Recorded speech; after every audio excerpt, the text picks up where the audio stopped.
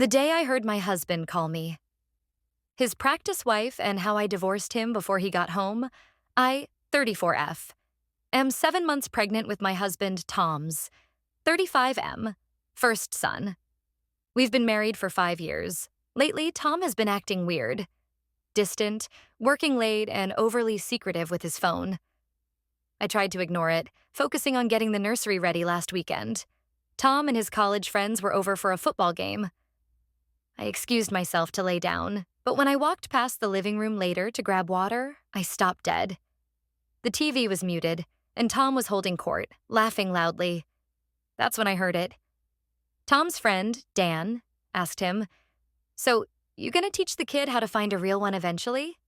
Or is this it?" Tom chuckled, took a big drink, and said, "Nah, she's great practice. Good mother material, manages the house, earns well. Gets me ready for the real catch down the line. She's the practice wife."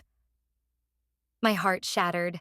I was standing there, visibly pregnant with his child, listening to him dismiss 5 years of my life and our marriage as a rehearsal. I didn't cry. The shock turned into the coldest, clearest focus I've ever had. I went straight to the home office and started the operation. Phase 1, financial lockdown. 1 hour. Joint accounts. I transferred half the funds from all joint savings and checking accounts into a new individual account I opened online years ago.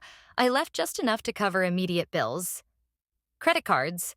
I called and canceled all 4 joint credit cards and removed him as an authorized user on my personal cards. I sent a text to Tom saying, "The joint cards are canceled. We need to talk." He wouldn't see it until later. Future funds. I immediately contacted his employer and changed the direct deposit instructions for my half of his paycheck, which he had previously agreed to split for mortgage household funds, to go into my new account. Phase 2, logistical elimination. 2 hours. The locks. Our house deed is only in my name. I bought it before we met. I called a locksmith and told them my keys were stolen. By the time the game ended, the front door, garage, and back door locks were completely rekeyed. The bags. I packed 2 duffel bags for him. Clothes, toothbrush, and important papers, and left them neatly on the front porch. The evidence. I found his emergency stash of cash he kept for poker and took photos of it. To prove I didn't steal it, just took it for safekeeping of our assets. Then deposited half of that into my new account too. Phase 3. The divorce bomb. While he was still drinking, I had already contacted my lawyer, who specializes in high-asset divorces and whom I had vetted months ago because of his general secrecy. I emailed her the recording. Yes, I had started recording on my phone the moment I heard practice wife. And all the financial documentation, she prepared the emergency filing instantly. Tom finally came home, drunk and cheerful, about 4 hours after I heard the comment. He put his key in the lock. Click, click, clack. It didn't turn. He called me, annoyed. I answered, calm as ice.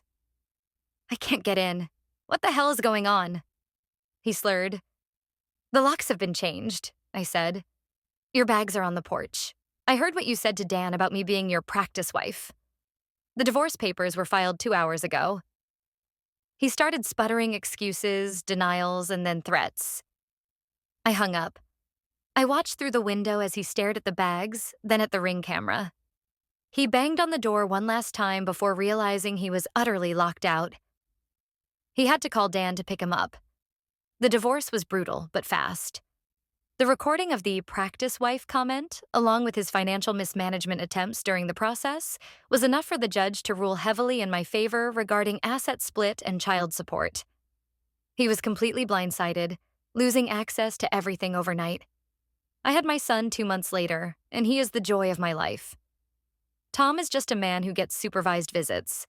I may have been his practice wife, but I taught him a real lesson in consequences.